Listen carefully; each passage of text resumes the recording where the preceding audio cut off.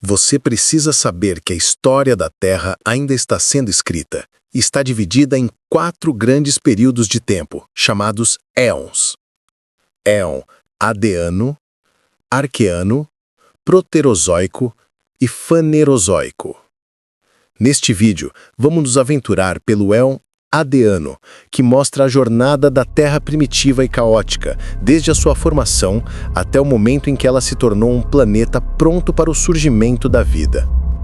Você já imaginou como nosso planeta começou? Um mundo de caos, rogo e fragmentos vagando pelo espaço? Então, prepare-se, porque vamos embarcar nessa jornada agora.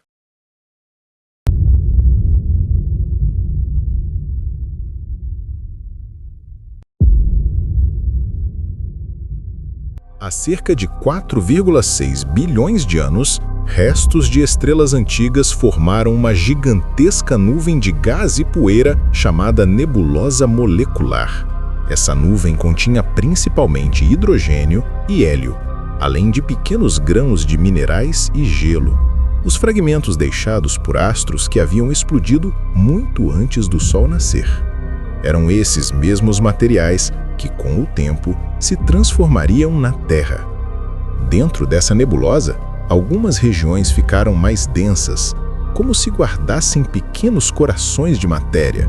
Ali, a gravidade puxava cada partícula para mais perto, comprimindo tudo em um colapso invisível que aumentava a densidade, a pressão e o calor. Era o prenúncio do nascimento de uma estrela. E, de fato, entre 4,57 e 4,56 bilhões de anos atrás, a temperatura no centro da nuvem atingiu milhões de graus Celsius. O hidrogênio começou a se fundir em hélio, liberando luz e calor. Assim, surgiu o Sol, iluminando pela primeira vez aquele disco de poeira e gás que girava ao seu redor, o berço onde planetas começariam a tomar forma.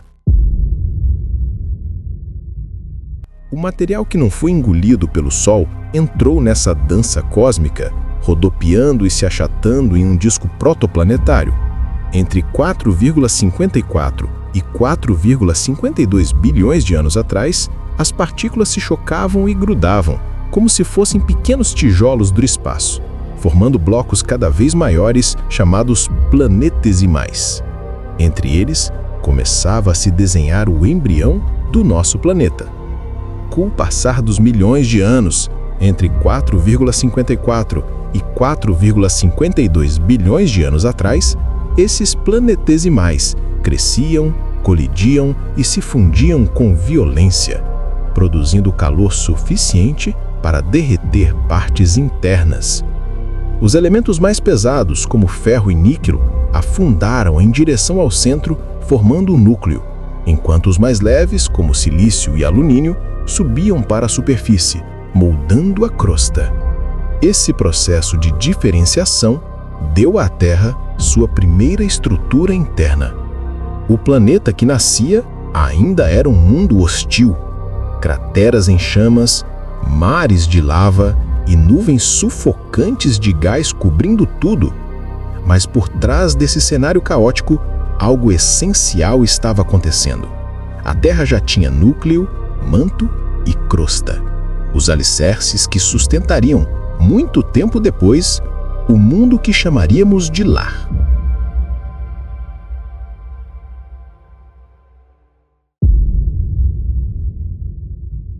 Em torno de 4,5 bilhões de anos atrás, a Terra nascente já havia passado pela diferenciação planetária, o processo que separou núcleo, manto e crosta.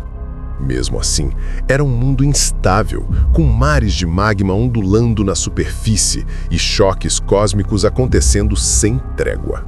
Nesse cenário turbulento, gases começaram a se acumular ao redor do planeta, formando uma primeira atmosfera. Parte do vapor vinha de planetesimais gelados, que ao colidirem, liberavam energia e derretiam. Outra parte vinha do interior da Terra, expelida por vulcões primitivos. Essa mistura de vapor d'água, dióxido de carbono, nitrogênio e oxigênio ainda não respirável funcionava como um cobertor que retia o calor do Sol. Porque, caso contrário, sem esse efeito estufa inicial, a água teria congelado ou escapado para o espaço, e os primeiros oceanos jamais teriam se formado.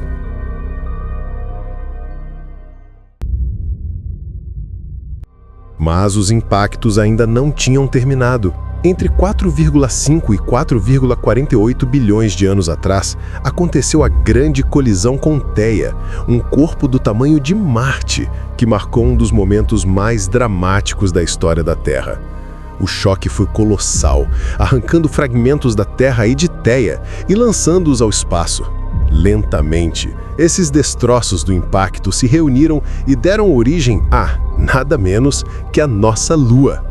Além disso, o impacto espalhou magma, remodelou a crosta e acelerou a reorganização interna do planeta, deixando sua marca para sempre. Com o passar do tempo, o disco protoplanetário, que antes era turbulento devido à quantidade de fragmentos presentes, estava cada vez mais limpo. Assim, os choques sofridos pela Terra foram ficando menos frequentes. Então, por volta de 4,48 bilhões de anos atrás, sem mais impactos colossais, a superfície da Terra começou, finalmente, a esfriar. Uma crosta sólida que começava a surgir como resultado do esfriamento da superfície da Terra emergia, permitindo que o calor escapasse para o espaço. A água, ainda em forma de vapor suspenso na atmosfera, estava pronta para condensar quando a superfície esfriasse o suficiente.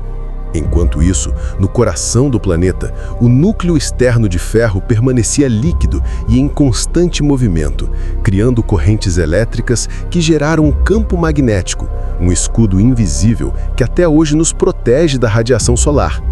Vulcões e placas tectônicas funcionavam como um sistema natural de reciclagem, liberando gases e minerais, renovando nutrientes e ajudando a manter a estabilidade climática. Essa combinação extraordinária, posição perfeita em relação ao Sol, atmosfera protetora e química rica em elementos como carbono, oxigênio e nitrogênio, tornou a Terra um planeta singular e promissor em relação aos outros corpos do disco protoplanetário, que possuíam pedaços desse quebra-cabeça, mas nenhum reunia todas as condições até então.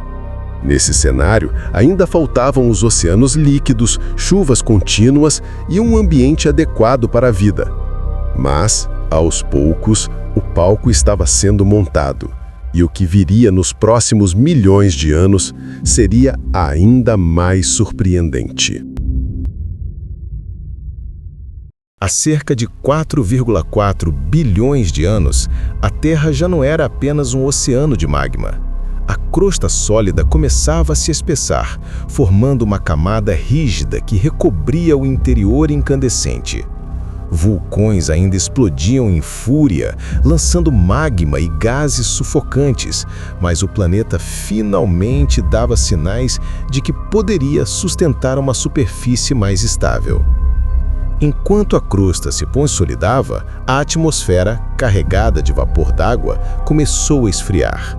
A superfície, antes acima de 1.200 graus Celsius a 2.000 graus Celsius, perdeu calor gradualmente, e quando caiu para cerca de 200 a 300 graus Celsius, o vapor de água começou a se condensar, provocando chuvas intermináveis que caíram por milhares de anos. A água se acumulou nas depressões da crosta, formando os primeiros oceanos. Esses mares eram quentes, ácidos, turvos e ricos em ferro e minerais dissolvidos, criando um cenário hostil e primitivo, mas essencial para a química futura da Terra. Mesmo com crosta firme e oceano se formando, a Terra ainda era alvo de impactos. Entre 4,1 e 3,8 bilhões de anos atrás, ocorreu o Bombardeio Intenso Tardio, um evento que marcava o fim e a transição do Éon Adeano para o Éon Arqueano. Esses asteroides e cometas não eram restos do antigo anel protoplanetário, mas corpos remanescentes do sistema solar deslocados por forças gravitacionais de planetas gigantes como Júpiter e Saturno. Quando esses corpos atingiam o planeta, liberavam energia imensa, criando crateras gigantes na crosta que vinha se formando, redistribuindo rochas e minerais e aquecendo regiões localmente. Alguns desses corpos traziam gelo e compostos voláteis, que ao atingirem a superfície se transformavam em água, reforçando os oceanos já existentes. Além disso, os impactos liberavam elementos químicos da crosta e dos próprios corpos celestes, enriquecendo ainda mais a química terrestre. À medida que o bombardeio diminuía, a Terra finalmente alcançou um estado relativamente estável. Crosta sólida, oceanos permanentes, atmosfera consistente e núcleo ativo protegendo o planeta da erosão causada pelo vento solar com seu campo magnético. O planeta era turbulento, mas seguro o suficiente para manter mares e gases essenciais. Por enquanto, a Terra estava pronta para seguir para sua próxima era. Ou melhor, Éon, uma história que marque o início da vida. Se você chegou até aqui, é porque nossas histórias são para você. Então se inscreve, ativa as notificações, deixa sua opinião nos comentários e compartilha com quem também gosta de boas aventuras. Até a próxima!